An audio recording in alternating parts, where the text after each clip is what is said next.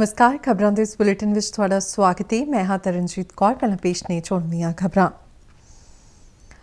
फौज के अधिकारियों मुताबिक अग्निवीर राही नौजवानों को देश की सुरक्षा लिए एक बड़ा मौका मिलेगा।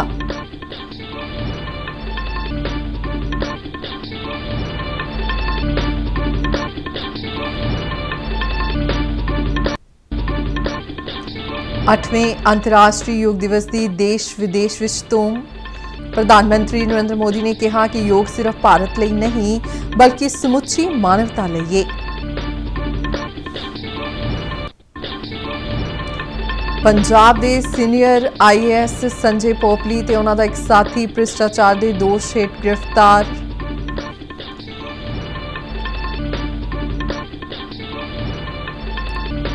ते पनबस ते PRTC कॉन्ट्रैक्ट वर्कर यूनियन ने सूबे विच बस स्टैंडां ते 2 घंटे लिए कीता चक्का जाम। ते हुण खबरां विस्तार नाल। अग्निपथ योजना बारे भारत दीआं तीनों फौजां दे अधिकारियों ने अज नवी दिल्ली विच एक प्रेस कॉन्फ्रेंस दौरान विस्तार नाल जानकारी दी।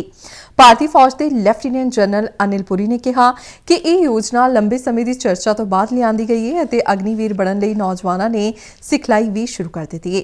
उन्होंने कहा कि अग्निवीर राही देश की सुरक्षा लई नौजवानों को वड्डा मौका मिलेगा। उन्होंने कहा कि अग्निवीरां नूं भी रक्षा ते बहादरी मैडल मिलणगे। जनरल अनिल पुरी ने कहा कि रेजीमेंट के सिद्धांत नाल कोई छेड़छाड़ नहीं की जाएगी ਅਤੇ अग्निपथ राही फौज ਵਧੇਰੇ मजबूत होगी। उन्होंने कहा कि भारत विच दुनिया के मुकाबले सब तो वध नौजवान ने ਅਤੇ भारतीय फौज देश की सुरक्षा ਲਈ इन्हां नूं अग्निवीर राही फौज विच शामिल करना चाहुंदी है। उन्होंने कहा कि अग्निवीरां नूं पूरी सिखलाई दे के मजबूत बनाया जाएगा। एक report. Lieutenant general Anil Puri मुताबिक तिन्ना फौजां की भर्ती की प्रक्रिया विच कोई बदलाव नहीं किया जा रहा है। रिक्रूटमेंट के प्रोसेस में कोई चेंज नहीं है। जो अभी 5 साल पहले रिक्रूटमेंट प्रोसेस था या 2 साल पहले था और 5 दिन बाद होगा, प्रोसेस में कोई चेंज नहीं है। तीनों सर्विसेज के जो प्रोसेस थे वो वैसे के ही वैसे रखे गए हैं। ऑल इंडिया ऑल क्लास के ऊपर लोग बोल रहे हैं, कोई फर्क नहीं है। पहले भी हम ऑल इंडिया ऑल क्लास थे, अब भी ऑल इंडिया ऑल क्लास रहेंगे। इसमें कोई किसी को, ये खासकर इसकी जरूरत है हमारे जो वेटरन भाई हैं जिन्होंने हमको ट्रेन करके यहां बिठाया है, उनके लिए है। जो रेजिमेंटेशन का प्रोसेस है वो बिल्कुल अनचेंज्ड रहेगा। उन्होंने स्पष्ट किया कि फौज पूरी तरह अनुशासित रहिंदी है अते अग्निपथ योजना तहत भर्ती होने वालियां नूं प्लेज ते अंडरटेकिंग देनी होगी। आपने देखा कि पिछले कई दिनों में प्रोटेस्ट, आर्सन, वायलेंस, उसके लिए कोई जगह नहीं है। अंडरटेकिंग नॉट प्लेज कि उन्होंने पार्टिसिपेट नहीं करा। पुलिस वेरिफिकेशन हमेशा होती थी। सिर्फ बिकॉज 3-4 दिनों में ये आर्सन और वायलेंस देखा गया, इसलिए इसकी प्लेज और अंडरटेकिंग हम लेंगे। जो सर्विसेज ट्रेनिंग कर रहे हैं उसमें कोई बदली नहीं हुई है। लेफ्टिनेंट पुरी ने कहा कि अग्निपथ योजना तहत भर्ती पूरी तरह पारदर्शी ते केंद्रीकृत तरीके नाल होगी। आज भर्ती होने के लिए हर एक वैकेंसी के लिए 50 से 60 लोग आते हैं, एक सिलेक्ट होता है, तो 49 से 59 लोग वापस जा रहे हैं। तो हमको जरूरत क्या है? हमको जरूरत है देश के लिए बेस्ट लेने की। ये we cannot take the second best. हमारा जो काम है वो second runners up silver medal से नहीं चल सकता। ट्रांसपेरेंट होगा ये प्रोसेस, फेयर होगा, ऑब्जेक्टिव होगा और सेंट्रली मेंटेन्ड होगा। उन्होंने दस्सिया कि अग्निपथ योजना विच अग्निवीरां दे सेफगार्ड प्रावधान रखे गए ने। देखिए, अग्निपथ इंप्लीमेंटेशन के लिए फोर्सेस को एम्पावर करा गया है। इसमें प्रावधान रखे गए हैं सेफगार्ड्स के लिए जब भी जरूरत पड़ी, और प्रावधान के लिए हमें जो हमारे रक्षा मंत्री हैं वो फाइनेंस मिनिस्टर के साथ इसमें जो छोटा मोटा बदलाव है कर सकते हैं। फोर्सेस के अंदर आपको फेथ रखना बहुत जरूरी है। हमारी ओनरशिप इस स्कीम के लिए 100% है एंड ये स्कीम एक बिल्कुल इम्प्लीमेंटेबल है बिकॉज इसको कई देर से सोचा गया है। एक आदमी ने नहीं सोचा, एक औरत ने नहीं सोचा, बहुत लोगों ने अपना दिमाग लगाया। लेफ्टिनेंट जनरल पुरी मुताबिक अग्निवीर सेवा देंगे अते सिस्टम सपोर्ट करेगा। हम चाहते हैं कि अग्निवीर सर्व करे, उसको सिस्टम सपोर्ट करे। अगर कल को आज से 4 या 5 साल बाद अग्निवीर अगर कहीं बाहर लड़े में मिलेगा, उसे परमवीर चक्र मिलेगा और आप उसके गवाह होंगे। उसमें कोई किस्म की अलग नहीं है। वो बिल्कुल हमारे साथ अगर लड़ेगा तो उसको वही चीजें मिलेंगी जो हमें आज मिल रही हैं, चाहे वो परमवीर चक्र हो, चाहे वो और कोई किस्म की चीज हो। सो गैलेंट्री अवार्ड्स। ਲੈਫਟੀਨੈਂਟ ਜਨਰਲ ਪੁਰੀ ਨੇ ਨੌਜਵਾਨਾਂ ਨੂੰ ਦੇਸ਼ ਭਗਤੀ ਦੇ ਇਸ ਮੌਕੇ ਨੂੰ ਆਪਣੇ ਹੱਥੋਂ ਨਾ ਜਾਣ ਦੀ ਅਪੀਲ ਕੀਤੀ। देश की भक्ति का चांस हम दे रहे हैं सब युवकों को। सो ये देशभक्ति का चांस मैं रिक्वेस्ट करूंगा ये युवक अपने हाथ से ना जाने दे। अग्निपथ एक टैलेंट अट्रैक्ट करने की हमने स्कीम बनाई है so that we get the best. And इसके साथ मैं चाहूंगा कि एक लाइन आप याद रखिएगा कि देशभक्ति या फौज में काम करना एक जुनून है, एक जज्बा है, ये एक नौकरी के लिए प्रावधान नहीं है। ब्यूरो रिपोर्ट, दूरदर्शन समाचार। ਭਾਰਤੀ ਹਵਾਈ ਫੌਜ ਦੇ ਅਧਿਕਾਰੀ ਸੂਰਜ ਝਾ ਨੇ ਦੱਸਿਆ ਕਿ ਹਵਾਈ ਫੌਜ ਵਿੱਚ ਰਜਿਸਟ੍ਰੇਸ਼ਨ ਦੀ ਪ੍ਰਕਿਰਿਆ 24 ਜੂਨ ਤੋਂ ਸ਼ੁਰੂ ਹੋ ਜਾਵੇਗੀ। ਉਨ੍ਹਾਂ ਕਿਹਾ ਕਿ ਭਰਤੀ ਵਿੱਚ ਪੂਰੀ ਤਰ੍ਹਾਂ ਨਾਲ ਪਾਰਦਰਸ਼ਤਾ ਵਰਤੀ ਜਾਵੇਗੀ। ਉਨ੍ਹਾਂ ਕਿਹਾ ਕਿ ਅਗਨੀਵੀਰ ਭਾਰਤੀ ਹਵਾਈ ਫੌਜ ਦਾ ਅਹਿਮ ਹਿੱਸਾ ਹੋਣਗੇ। ਜਲ ਸੈਨਾ ਦੇ ਵਾਈਸ ਐਡਮਿਰਲ ਦਿਨੇਸ਼ ਤ੍ਰਿਪਾਠੀ ਨੇ ਕਿਹਾ ਕਿ ਜਲ ਸੈਨਾ ਵਿੱਚ ਰਜਿਸਟ੍ਰੇਸ਼ਨ ਦੀ ਪ੍ਰਕਿਰਿਆ 1 ਜੁਲਾਈ ਤੋਂ ਆਨਲਾਈਨ ਸ਼ੁਰੂ ਹੋ ਜਾਵੇਗੀ। ਜਲ ਸੈਨਾ ਵਿੱਚ ਅਗਨੀਵੀਰਾਂ ਦਾ ਪਹਿਲਾ ਬੈਚ 21 ਨਵੰਬਰ ਤੋਂ ਸਿਖਲਾਈ ਹਾਸਲ ਕਰਨਾ ਸ਼ੁਰੂ ਕਰ ਦੇਵੇਗਾ।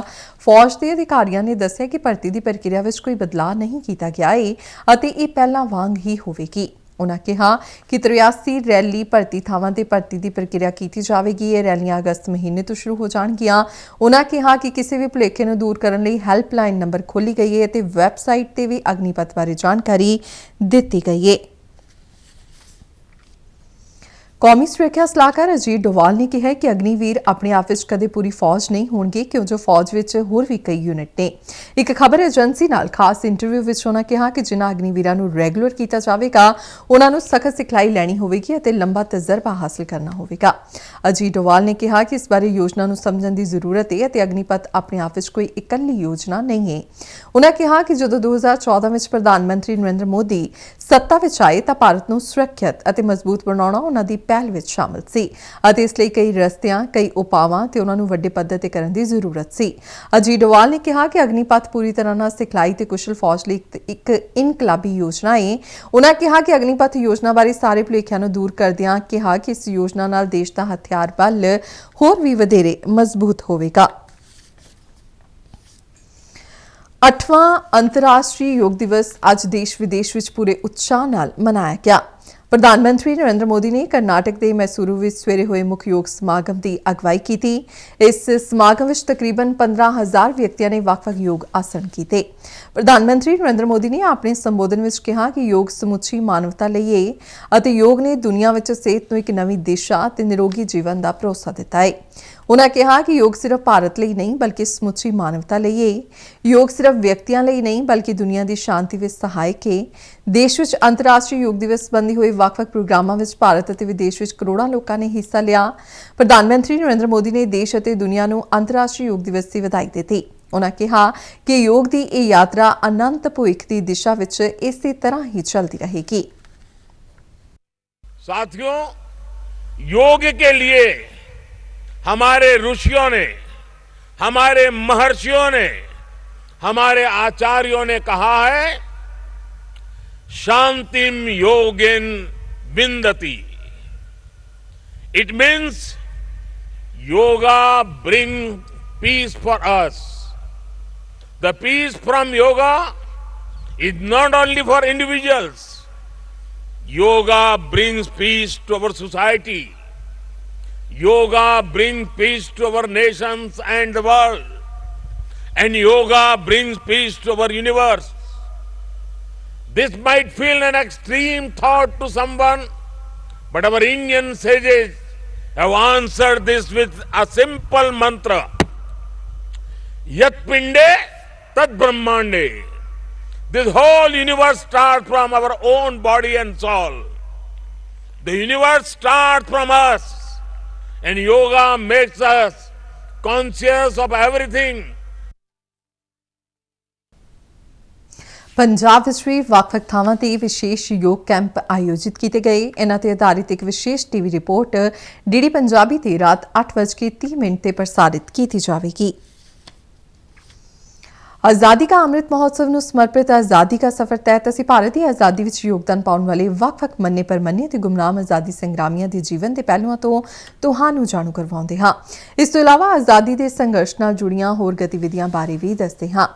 ਅੱਜ ਦੀ ਕੜੀ ਵਿੱਚ ਅਸੀਂ ਤੁਹਾਨੂੰ ਸੀ ਗੋਪਾਲਾਚਾਰੀ, ਸੁਤੰਤਰਤਾ ਸੈਨਾਨੀ ਟੀਕੂ ਰਾਮ ਅਤੇ ਸ਼ਹੀਦ ਨਵਾਬ ਕਾਦਰ ਅਲੀ ਖਾਨ ਬਾਰੇ ਜਾਣਕਾਰੀ ਦੇ ਰਹੇ ਹਾਂ।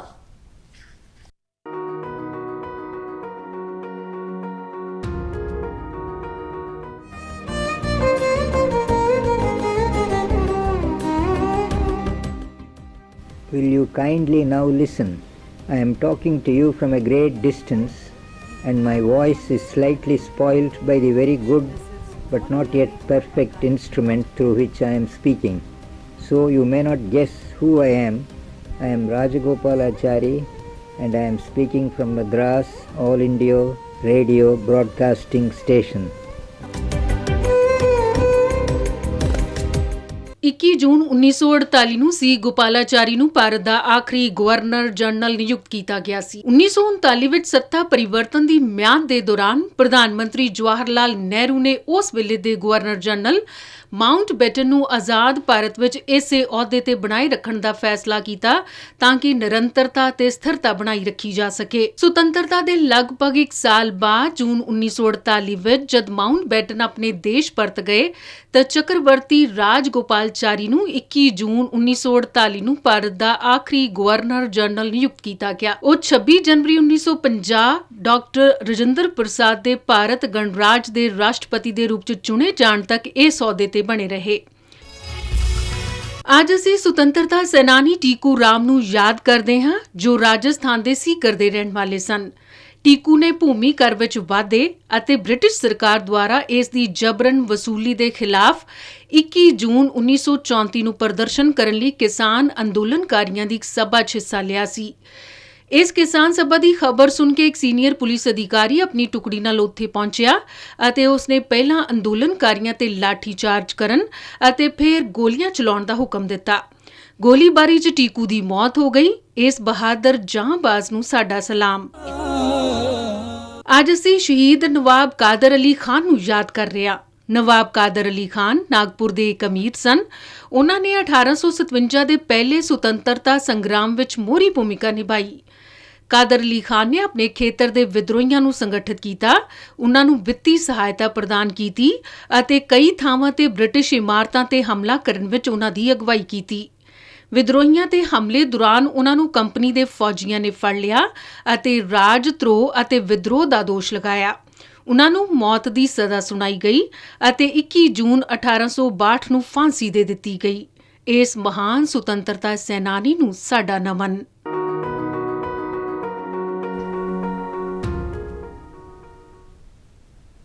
ਪੰਜਾਬ ਵਿਜੀਲੈਂਸ ਬਿਊਰੋ ਨੇ ਭ੍ਰਿਸ਼ਟਾਚਾਰ ਨਾਲ ਜੁੜੇ ਇੱਕ ਮਾਮਲੇ ਵਿੱਚ ਸਰਕਾਰ ਦੇ ਸੀਨੀਅਰ ਆਈਏਐਸ ਅਫਸਰ ਸੰਜੇ ਪੋਪਲੀ ਅਤੇ ਉਹਨਾਂ ਦੇ ਕਰੀਬੀ ਸੰਜੀਵ ਵਤਸ ਨੂੰ ਗ੍ਰਿਫਤਾਰ ਕਰ ਲਿਆ ਹੈ।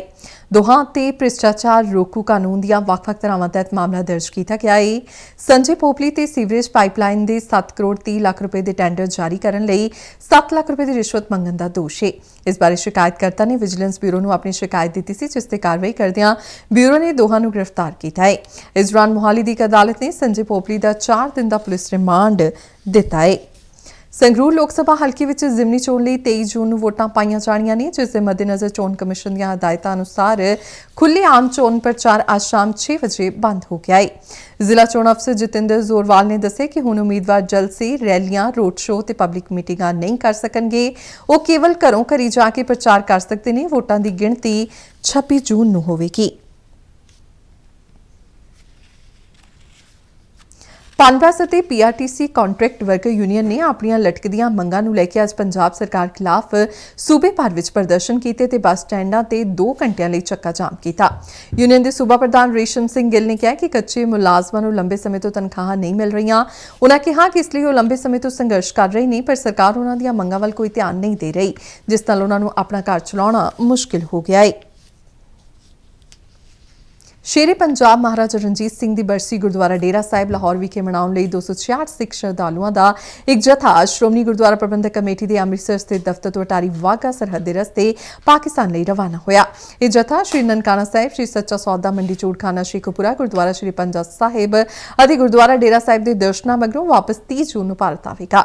ਇਸ ਜਥੇ ਵਿੱਚ ਗਏ ਸ਼ਰਧਾਲੂ ਗੁਰਧਾਮਾਂ ਦੇ ਦਰਸ਼ਨਾਂ ਦੀ ਇਜਾਜ਼ਤ ਮਿਲਣ ਮਗਰੋਂ ਬੇਹੱਦ ਖੁਸ਼ ਦਿਖਾਈ ਦਿੱਤੇ ਅਤੇ ਇਹਨਾਂ ਨੇ ਆਪਣੇ ਆਪ ਨੂੰ ਖੁਸ਼ਨਸੀਬ ਦੱਸਿਆ। ਪ੍ਰਧਾਨ ਮੰਤਰੀ ਨਰਿੰਦਰ ਮੋਦੀ ਨੇ 26 ਜੂਨ ਐਤਵਾਰ ਨੂੰ ਪ੍ਰਸਾਰਿਤ ਹੋਣ ਵਾਲੇ ਮਨ ਕੀ ਬਾਤ ਪ੍ਰੋਗਰਾਮ ਲਈ ਆਮ ਲੋਕਾਂ ਨੂੰ ਆਪਣੇ ਸੁਝਾਅ ਸਾਂਝੇ ਕਰਨ ਦਾ ਸੱਦਾ ਦਿੱਤਾ ਹੈ। ਉਨ੍ਹਾਂ ਕਿਹਾ ਕਿ ਨਮੋ ਐਪ ਅਤੇ ਮਾਈਗੋਵ ਵੈਬਸਾਈਟ ਤੇ ਇਨਪੁਟਸ ਦਾ ਇੰਤਜ਼ਾਰ ਰਹੇਗਾ। ਉਨ੍ਹਾਂ ਕਿਹਾ ਲੋਕ ਆਪਣੇ ਸੁਨੇਹੇ ਟੈਲੀਫੋਨ ਨੰਬਰ 1800-117800 ਤੇ ਵੀ ਰਿਕਾਰਡ ਕਰਵਾ ਸਕਦੇ ਨੇ।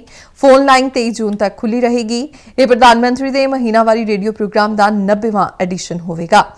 ਇਸ ਲਈ ਲੋਕ ਫੋਨ ਨੰਬਰ 1922 ਤੇ ਮਿਸਡ ਕਾਲ ਵੀ ਦੇ ਸਕਦੇ ਨੇ। ਉਸ ਮਗਰੋਂ ਉਹਨਾਂ ਨੂੰ SMS ਰਾਹੀਂ ਇੱਕ ਲਿੰਕ ਮਿਲੇਗਾ ਜਿਸ ਤੇ ਉਹ ਸਿੱਧੇ ਪ੍ਰਧਾਨ ਮੰਤਰੀ ਨੂੰ ਆਪਣੇ ਸੁਝਾਅ ਦੇ ਸਕਦੇ ਨੇ।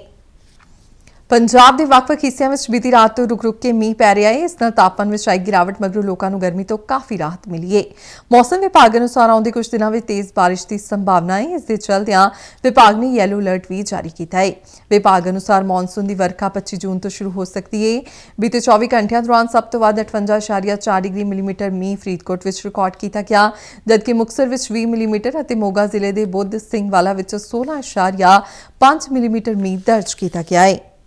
ਖਬਰਾਂ ਦੇ ਬੁਲੇਟਿਨ ਸਾਡੇ ਦਰਸ਼ਕ RNU DDK ਜਲੰਧਰ ਦੇ YouTube ਚੈਨਲ, Facebook ਪੇਜ ਅਤੇ Twitter ਹੈਂਡਲ ਤੇ ਵੀ ਦੇਖ ਸਕਦੇ ਨੇ। ਤੇ ਇਸ ਨਾਲ ਹੀ ਖਬਰਾਂ ਦਾ ਇਹ ਬੁਲੇਟਿਨ ਖਤਮ ਹੋਇਆ। ਮੈਂ ਮਾਸਕ ਲਗਾ ਕੇ ਸਟੂਡੀਓ ਤੋਂ ਬਾਹਰ ਜਾ ਰਹੀ ਹਾਂ। ਬਾਹਰ ਜਾਣ ਵੇਲੇ ਤੁਸੀਂ ਵੀ ਮਾਸਕ ਲਗਾ ਕੇ ਜਾਓ। ਇਜਾਜ਼ਤ ਦਿਓ। ਨਮਸਕਾਰ।